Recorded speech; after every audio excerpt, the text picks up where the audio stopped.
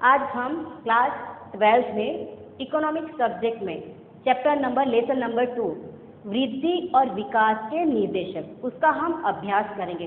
First हमें ये जानना है कि ये निर्देशक जो है, निर्देशक को क्या बोला जाता है? मापदंड। ठीक है, ये मापदंड की आवश्यकता क्यों है? तो ये मापदंड की आवश्यकता इसलिए कि अलग अलग जो देश होते हैं उनका विकास किस तरह से हुआ, उनके जीवन स्तर में किस प्रकार की वृद्धि हुई है, वो जानने के लिए ये निर्देशक मापदंड तय किए गए। जैसे कि आपको पता ही है कि द्वितीय विश्व युद्ध के बाद, द्वितीय विश्व युद्ध की शुरुआत 1989 टू 1944 तक हुई थी और वो विश्व युद्ध में मोस्टली विश्व के सारे देश जुड़ गए थे और युद्ध के कारण क्या हुआ कि बहुत सारी आर्थिक समस्या खड़ी हो गई, जैसे कि बेरोजगारी, फिर जो उत्पादन का प्रमाण है वो प्रमाण कैसा हो गया? कम हो गया। आर्थिक विकास, जो विकास का दर होता है वो दर भी कैसा हो गया? कम हो गया। ऐसी बहुत सारी समस्या कैसी हो गई? क्रिएट हो गई। तो वो समस्या कैसे दूर करें? तो उसके लिए और ज़्यादा इसका असर विकसित देशों के सामने अल्प विकसित देश और विकासशील देशों में ज़्यादा हुआ। विकसित देश अर्थात क्या होता है कि जहाँ पे लोगों की आय का प्रमाण कैसा होता है? अधिक होता है। जीवन जरूरी जो वस्तु होती है, सुविधा जो होती है, जैसे कि हॉस्पिटल की सेवा है, आवास की सेवा है, शिक्षा का प्रमाण जो है वो प्रमाण कैसा है? ऊंचा होता है। तो उसे क्या कहा जाता है? आर्थिक विकास का प्रमाण अधिक कहा जाता है। तो विकसित देशों में ये प्रमाण कैसा था? अधिक था, इसलिए उनकी समस्या का प्रमाण कैसा? कम था। लेकिन जो विकासशील देश थे उनका विकास का प्रमाण, आगे बढ़ने का प्रमाण कैसा? बहुत कम हो गया, या तो फिर आप समझ सकते हैं लॉस में जा रहे थे, पीछे जा रहे थे। तो विकसित देशों की तुलना में अपने देश का विकास कैसे करें? तो उसके लिए ये जो विकासशील देश है उन्होंने क्या किया? आर्थिक विकास का निर्देशक अपनाया। आर्थिक विकास अर्थात क्या होता है कि उत्पादन का प्रमाण तो अधिक होगा ही, लेकिन लोगों को जो जीवन स्तर होता है उसमें भी सुधार करना होता है। जीवन स्तर सुधार करना अर्थात कि विविध प्रकार की फैसिलिटीज मिलना, जैसे कि आवास की सुविधा, भोजन कैसा मिलना? अच्छा मिलना। पानी की सुविधा कैसी मिलनी है? अच्छी मिलनी है। अस्पताल की फैसिलिटी कैसे मिले? अच्छी मिले। संदेशा व्यवहार, वाहन व्यवहार, ये सारी मोस्ट ऑफ की वस्तुएं, ये सबका समावेश किसमें होता है? जीवन स्तर ऊपर आता है उसमें होता है। तो उसको किस तरह से बढ़ाया जाए? तो उसके लिए आर्थिक विकास का, किसने? आर्थिक विकास के साथ देश का विकास करने का विकासशील देशों ने उद्देश्य अपनाया। ऐसा नहीं है कि विकसित देशों के लिए ये आर्थिक विकास का जो मापदंड है वो नहीं है, वो उनके लिए भी है। देखिए यहाँ पे जैसे कि क्या बताया गया है? विकासशील देश जीवन स्तर में सुधार करने के लिए विकास करना है, उत्पादन में वृद्धि करनी है, परिमाणात्मक है, प्रमाण में वृद्धि करना, साधनों का उपयोग करके। ठीक है, जो आपको पता है उत्पादन के साधन कितने होते हैं? 4 होते हैं। वो चारों साधनों का उपयोग करके उत्पादन के प्रमाण में वृद्धि करना और उसके साथ जीवन स्तर में क्या करना? सुधार करना। ये उद्देश्य किसका था? तो ये उद्देश्य विकासशील देश का था। यहाँ पे आपका क्वेश्चन आता है, विकासशील देश का उद्देश्य क्या होता है? तो आपको क्या लिखना है? विकासशील देश जो समस्या है, गरीबी की समस्या, बेरोजगार की समस्या, वो समस्या दूर करके जीवन स्तर में सुधार करना चाहता है। जबकि विकसित देश में क्या होता है? विकास का दर प्राप्त किया होता है, उनका विकास का दर कैसा होता है? अधिक होता है, लेकिन वो बनाए रखने के लिए, मतलब वो टिकाए रखने के लिए जो सुविधा उनको मिलती है वो उतनी मिलनी ही चाहिए, उससे नीचे नहीं आना चाहिए। इसके लिए उन्होंने क्या? आर्थिक विकास दर का उद्देश्य अपनाया। ठीक है, तो यहाँ पे आपका क्वेश्चन बन गया। 2 उद्देश्य, विकसित देश का कौन सा है और विकासशील देश का उद्देश्य क्या होता है? आर्थिक विकास का निर्देशक अपनाने का। तो यहाँ पे टॉपिक आपका क्या हुआ? क्लियर हुआ। अभी देखते हैं हम लोग आर्थिक वृद्धि दर का अर्थ। आर्थिक वृद्धि दर जुड़ा हुआ है, डेफिनेशन देखने से पहले इसमें हम ध्यान देते हैं। फर्स्ट, आर्थिक वृद्धि दर उत्पादन की वृद्धि के साथ जुड़ा हुआ है। किसके साथ? उत्पादन की वृद्धि के साथ, जीवन स्तर के साथ नहीं जुड़ा है। जो फैसिलिटीज मिलती है उसके साथ नहीं जुड़ा हुआ है, परंतु उत्पादन के प्रमाण के साथ जुड़ा हुआ है। समझ लीजिए आप कि जिस सरलता के कारण हम लेते हैं, किसी इकाई के द्वारा कितना उत्पादन होता है? 10,000 इकाई का। और आर्थिक वृद्धि के कारण क्या हुआ? वो इकाई के द्वारा जो वस्तु का उत्पादन था वो कितना हो गया? 20,000। तो ये क्या हुआ? उत्पादन के प्रमाण में वृद्धि होना। कैसे? तो उत्पादन के साधनों के द्वारा। किसके द्वारा? उत्पादनों के साधन के द्वारा क्या हुआ? वस्तु का उत्पादन बढ़ाया गया। ये क्या है? प्रमाण है। उसे क्या कहा जाता है? परिमाणात्मक। आर्थिक वृद्धि रिलेटेड टू परिमाणात्मक परिवर्तन। तो यहाँ पे आपका एक टॉपिक आ गया, ठीक है? क्या आया? आप अंतर जब करोगे आर्थिक वृद्धि और आर्थिक विकास, तब आपका ये टॉपिक बन जाएगा। आर्थिक वृद्धि जुड़ा हुआ है परिमाणात्मक सुधार के साथ, परिवर्तन के साथ, ठीक है? सेकंड पॉइंट, ये जो दर है वो दर का प्रमाण कंटिन्यू दीर्घकालीन तक, मतलब लॉन्ग टाइम तक ये चलना चाहिए। जैसे कि एक साल कैसा हुआ? प्रतिशत का दर ले लेते 5%, फिर हुआ 6%, फिर वापिस कितना होगा? 4%, ठीक है?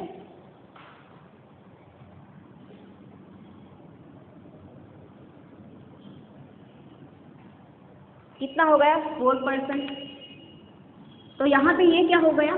दर का प्रमाण नीचे आ गया। समझ में आया? तो उसको आर्थिक वृद्धि नहीं कहा जाता, परंतु कंटिन्यू कैसा होना चाहिए? ये बढ़ता ही रहना चाहिए। तो उसे क्या कहा जाता है? आर्थिक वृद्धि दर।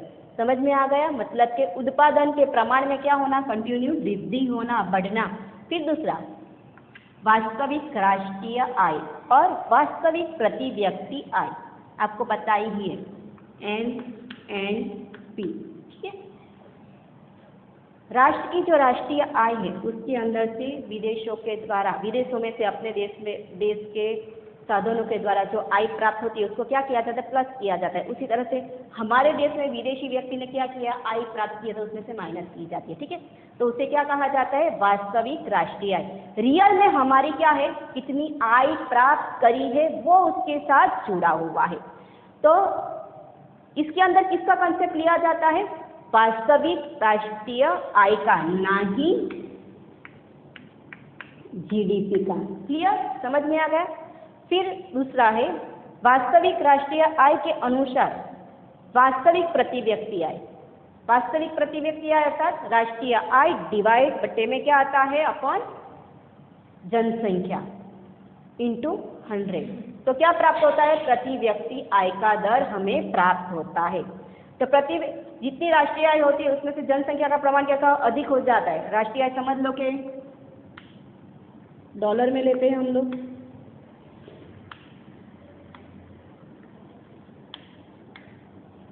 कितनी है? 5,400।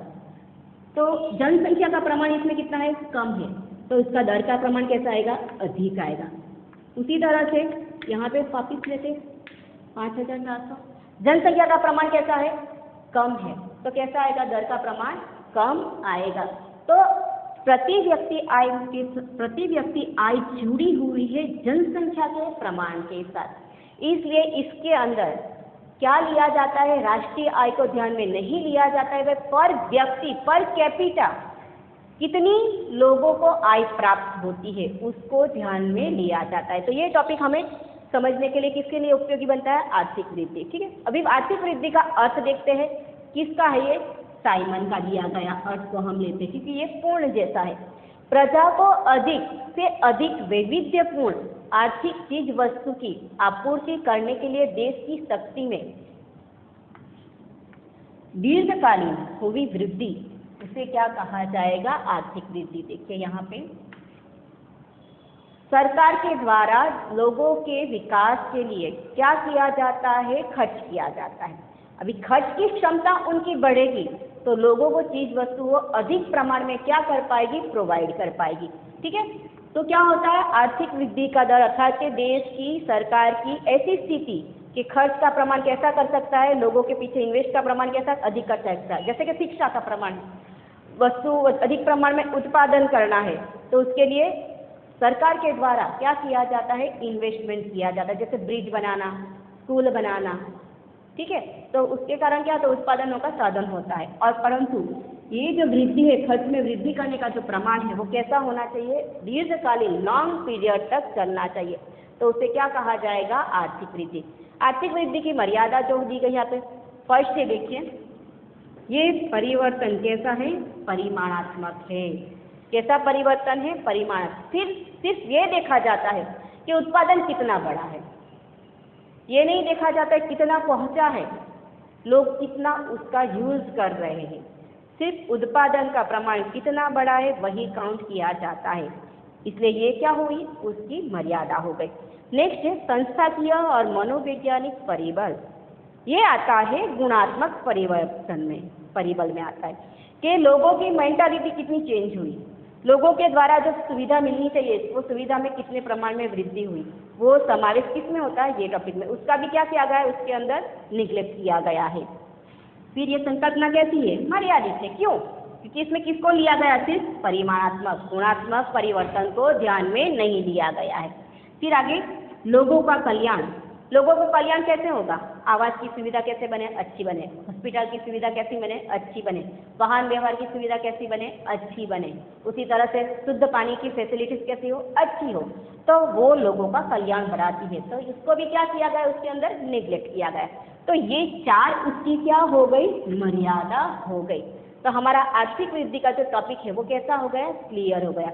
ये किसके साथ जुड़ा हुआ है, विकासशील देशों के साथ जुड़ा हुआ है। ठीक है, ये आपको ध्यान में रखना है। नेक्स्ट टॉपिक है आर्थिक विकास का अर्थ देखते हैं। आर्थिक विकास अर्थात क्या, तो आर्थिक विकास अर्थात सिर्फ परिमाणात्मक नहीं है, लेकिन गुणात्मक तरीके से लोगों के जीवन स्तर में किस तरह से सुधार आता है, बढ़ती है फैसिलिटीज, उसके साथ जुड़ा हुआ है। डेफिनेशन है आर्थिक विकास ये बहुपरिमाणिक प्रक्रिया है। ये कौन सी थी, ओनली परिमाणात्मक, ये बहुत सारी है। क्यों, उसके अंदर परिमाणात्मक भी है और गुणात्मक भी है। और गुणात्मक में आपको पता है लोगों को जीवन स्तर में जो सुविधा मिलती है उसमें कितने प्रमाण में वृद्धि हुई उसका समावेश होता है, इसलिए उसको क्या कहा जाता है, बहुपरिमाणिक। और वो डेफिनेशन किसने दी थी, माइकल टोडेरो ने। ये डेफिनेशन नाम के साथ आपको पूछी जाती है, इसलिए आपको पूरी उसके शब्द के साथ एज इट इज याद करनी पड़ेगी, लर्न करनी पड़ेगी। सेकंड डेफिनेशन लेते हैं मैक्सवेल की, ये भी डेफिनेशन पूछी जाती है। और ये डेफिनेशन जो है वो कैसी, परफेक्ट भी है, इजी भी है। देखिए, जनसंख्या स्थिर हो, जनसंख्या का प्रमाण कम मोस्टली नहीं होता है, पर कब होता है, जब महामारी का प्रमाण कैसा हो जाता है, बढ़ जाता है। जैसे कि 1929 में जनसंख्या का प्रमाण कैसा हो गया था, कम हो गया। अभी जस्ट आप समझ सकते हो कोरोना के समय में भी अभी क्या हुआ, जनसंख्या का प्रमाण कम हो रहा होगा। तो आप देख सकते हो जब जनसंख्या स्थिर हो या तो कंटिन्यू बढ़ती हो, तो वो समय में उत्पादन के साधन और उत्पादन की पद्धति में क्या होता है, परिवर्तन होता है। जब परिवर्तन होता है तो क्या होगा, नई नई टेक्नोलॉजी आएगी, नए नए संशोधन होगी, किसमें, उत्पादन के साधन में भी। यंत्र में क्या होता है, नए नए संशोधन है, नए नए यंत्र आते हैं, उसी जगह टेक्नोलॉजी भी कैसी आती है, नई नई आती है। तो वो संशोधन के कारण क्या होता है, जन्म लेना मतलब कि संशोधन होना। ऐसी प्रक्रिया है जिसके कारण प्रति व्यक्ति आय में कैसी होती है, सतत वृद्धि होती है। कैसे होगी, टेक्नोलॉजी और यंत्र में जो वस्तु में जो संशोधन होता है, इसके कारण क्या होता है, उत्पादन का प्रमाण बढ़ता है। और उत्पादन के साधन जो होते हैं चार आपके, श्रम, पूंजी, भूमि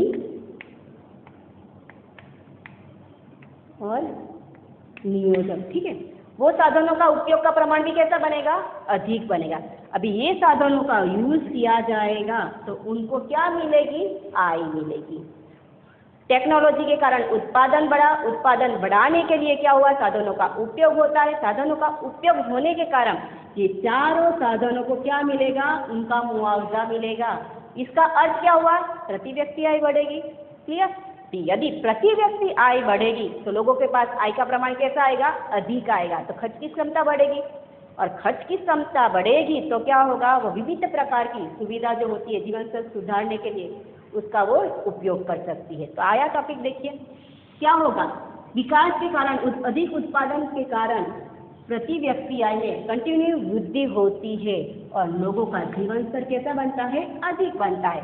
लोगों का जीवन स्तर अधिक बना तो देश का विकास कैसा होगा, अधिक होगा। उत्पादन के साधनों का उपयोग होगा, प्रति व्यक्ति आय बढ़ती है तो देश का विकास भी अपने आप हो जाएगा। ये डेफिनेशन किसने दी थी, मैक्लफ ने, जो कैसी है, पूर्ण तरीके की लगती है। अभी यहाँ पे उसके लक्षण हैं। ये कैसी प्रवृत्ति है, सतत चलने वाली प्रवृत्ति है, कंटिन्यू कैसे चलती रहती है। ठीक है, नेक्स्ट परिवर्तन। किसमें परिवर्तन होता है, परिमाणात्मक परिवर्तन भी होता है और गुणात्मक भी परिवर्तन होता है। परिमाणात्मक आया तो आपको क्या याद आ जाना चाहिए, उत्पादन के प्रमाण के साथ। गुणात्मक आया तो आपको किसके साथ क्या दिमाग में बैठना चाहिए, अलग अलग प्रकार की सुविधा। ठीक है, नेक्स्ट मांग में परिवर्तन। लोगों की आय कैसी बनती है, अधिक बनती है। जब उनकी आय कम होती है तो वो बेसिक नीड्स जो होती है, मेन जो अपनी आवश्यकता होती है वो पूर्ण करता है, लेकिन पैसा अधिक आता है तो वो कहाँ पे खर्च करता है, उसकी जो मांग जो होती है, मांग का स्वरूप कैसा हो जाता है, बदल जाता है। गुणवत्ता वाली वस्तु क्या करती है, वो डिमांड करता है, मोस्ट ऑफ की वस्तु जो होती है वो डिमांड करता है। तो इसलिए मांग में क्या आता है, परिवर्तन होता है। फिर आगे श्रम की गतिशीलता। अलग अलग प्रकार की सुविधा के कारण, वो सुविधा कौन सी है, वाहन व्यवहार की। ठीक है, उसी तरह से लोगों में शिक्षा का प्रमाण भी कैसा बनता है, अधिक बनता है। अधिक शिक्षा का प्रमाण होने के कारण वो व्यक्ति क्या करता है, अपना ज्ञान का यूज कहाँ पे करता है, जहाँ पे उसको अधिक वेतन मिलता हो वहाँ पे वो जाएगा। तो आर्थिक विकास में क्या होगा, श्रम की गतिशीलता का प्रमाण अधिक बनता है। आगे नेक्स्ट टॉपिक पूंजी सर्जन में वृद्धि। पूंजी सर्जन में वृद्धि अर्थात पूंजी निवेश का प्रमाण कैसा होना, अधिक होना। लोगों की आय कैसी बनेगी, अधिक बनेगी, क्योंकि प्रति व्यक्ति आय अधिक बनते हैं तो खर्च करने के बाद भी उनके पास क्या बनती है, बचत बनती है। और वो बचत है वो वैसे की वैसी तो नहीं रखेगा, कहीं ना कहीं पे क्या करेगा, वो इन्वेस्टमेंट करेगा। तो पूंजी सर्जन में क्या होती है, वृद्धि होती है। फिर टेक्नोलॉजी में परिवर्तन। डिमांड बढ़ती है, लोगों की आय बढ़ती है, इसलिए तो नई नई वस्तु का संशोधन होता है और उसके लिए नई नई टेक्नोलॉजी क्या होती है, संशोधित होती है और परिवर्तन आता है। फिर दूसरा है लास्ट टॉपिक आपका, निश्चित चरण के बाद स्वयंभू प्रक्रिया। लोगों की आय इतनी हो जाए कि सेविंग्स का प्रमाण अधिक हो जाए तो फिर क्या होता है, वो अपनी आवश्यकता पूर्ण होने के बाद वो जो सेविंग्स होता है उसमें क्या करता है, वो निवेश करता रहता है। उसके कारण उसके पास आय का प्रमाण कैसा, अधिक हो जाता है। और आर्थिक विकास की जो प्रक्रिया है वो कंटिन्यू चलती रहती है। तो यहाँ पे हमने क्या देखा, आर्थिक विकास। आर्थिक विकास का जो उद्देश्य है, निर्देश है, वो किसने अपनाया, विकासशील देशों ने। क्यों, क्योंकि उसमें क्या है, आर्थिक वृद्धि भी है और गुणात्मक वृद्धि भी है साधनों की। इसलिए उन्होंने ये मापदंड अपना कर क्या किया, देश का विकास करना चाहा। तो हमारा आर्थिक विकास और आर्थिक वृद्धि का टॉपिक कैसा हुआ, यहाँ पे क्लियर हो गया है। यहाँ पे मापदंड मर्यादा